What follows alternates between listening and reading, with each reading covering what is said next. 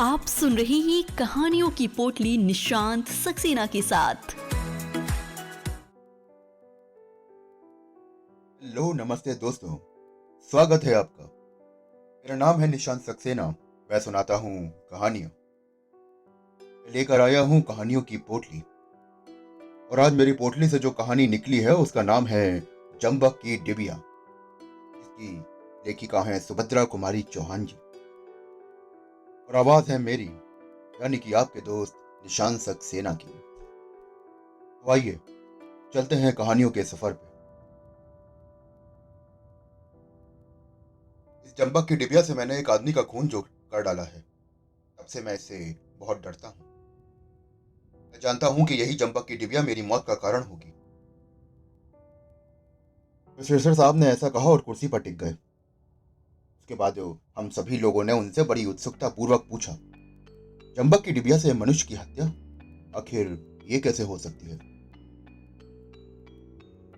Cigarette बुझाकर एश tray पर फेंकते हुए प्रोफेसर साहब ने कहा, बात उन दिनों की है जब मैं बीए फाइनल में पढ़ता था। जेठानी हमारे घर का पुराना नौकर था, बड़ा ही मेहनती और बड़ा ही ईमानदार। महीनों हमारी माँ जब घर के बाहर रहती तो वो घर की सारी देखभाल करता। और मजाल है कि एक भी चीज इधर से उधर हो जाए। एक बार यही बरसात के दिन थे।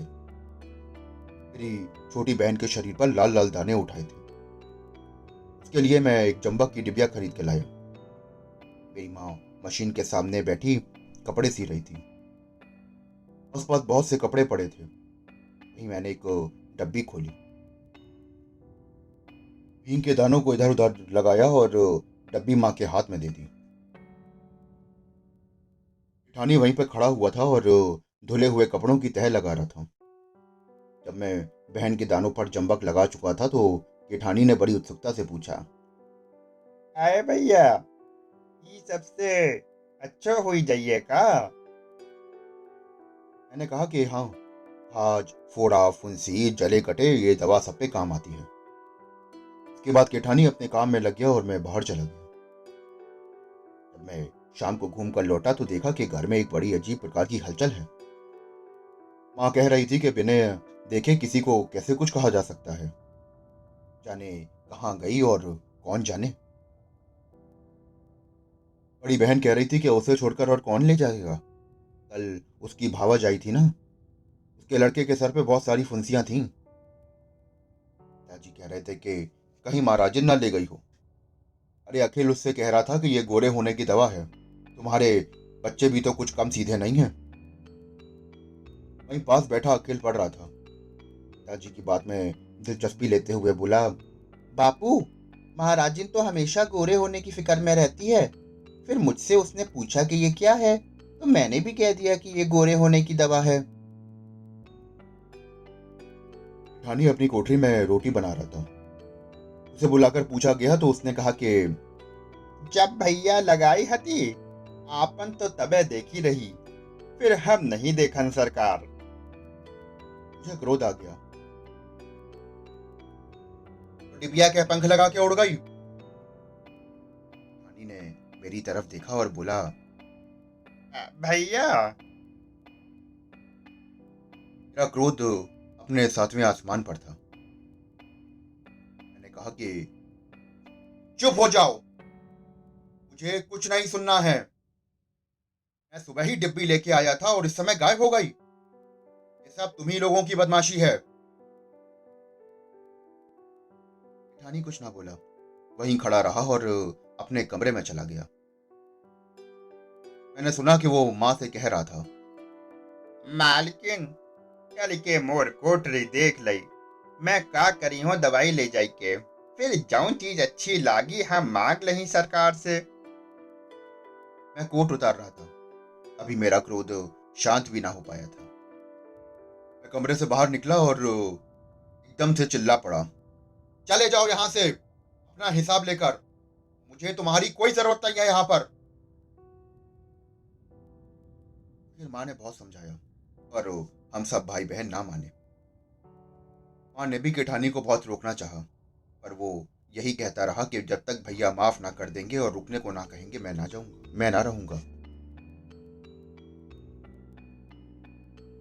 ना मैंने केठानी को रुकने को कहा और ना ही वो रुका। हमारे घर से वो नौकरी छोड़कर चला गया। और जब लोगों ने देखा कि वो कितना प्यार करता था हमसे, वो गया जरूर था, लेकिन सिर्फ धन से, मन से नहीं। माँ को भी उसका अभाव बहुत खटका। मुझे तो सबसे ज्यादा उसका अभाव खटका।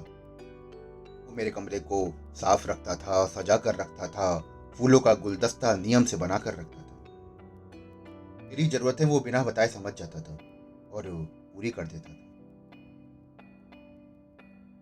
जिद्दी स्वभाव के कारण भी वो माँ से कुछ ना कहता था, लेकिन कहीं ना कहीं वो मेरी इन आदतों से परेशान भी रहता था कि मैं अपने कमरे को इतना अस्त व्यस्त तरीके से रखता हूँ। एक दिन माँ ने कहा कि जेठानी राय साहब के बंगले पर गारा मिट्टी का काम करता है। मैंने सुना तो मेरे दिल पे बड़ी ठेस लगी। मैंने सोचा कि वो डगमग पैर, भला वो गारा मिट्टी में कैसे काम कर सकेगा। फिर मैंने चाहा कि माँ से कहूं कि केठानी को बुला लेती हूँ और इस बार जरूर कह दूंगा कि मैं खुद लेने जाऊंगा। इस बार माँ ने केवल उसके गारा मिट्टी धोने की खबर भर दी और उसे फिर से नौकर रखने का प्रस्ताव न दिया। एक दिन मैं कॉलेज जा रहा था तो देखा कि केठानी सर पर गारे का तसला रखे चाली पर से कारीगरों को दे रहा है। 40 फुट ऊपर चाली पर चढ़ा हुआ एक आदमी, वो केठानी। मेरी अंतरात्मा ने मुझे काटा। ये सब मेरे कारण हैं और मैंने निश्चय कर लिया कि शाम को घर लौटकर वहां से कहूंगा कि केठानी को बुला लो। वो बहुत बूढ़ा और कमजोर हो गया है। इतनी कड़ी सजा उसे ना मिलनी चाहिए। दिन भर मैंने उसी के ख्यालों को अपने सामने पाया। शाम को जरा मैं आज जल्दी लौट आया था। वहीं रास्ते पर राय साहब का घर था। मजदूरों की विशेष प्रकार की हलचल थी। अभी मैंने सुना कि वो मजदूर चाली से गिरकर कोई मर गया है। जाकर देखा, वो केठानी था। वो केठानी था।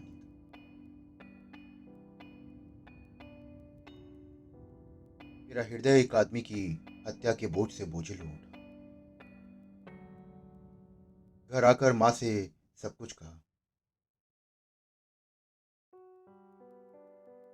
माँ, के कफन के लिए कोई कपड़ा निकाल दो। माँ अपने सीने वाली पोटली की उठा लाई। नया कपड़ा निकालने के लिए जो ही उन्होंने पोटली खोली तो जंबक की डिबिया हट से गिर पड़ी।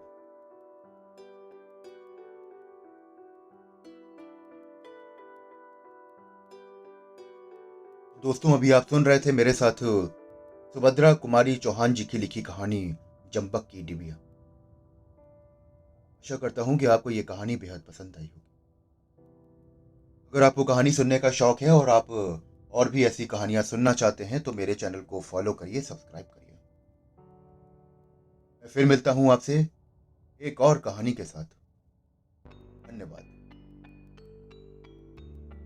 आप सुन रहे थे कहानियों की पोटली।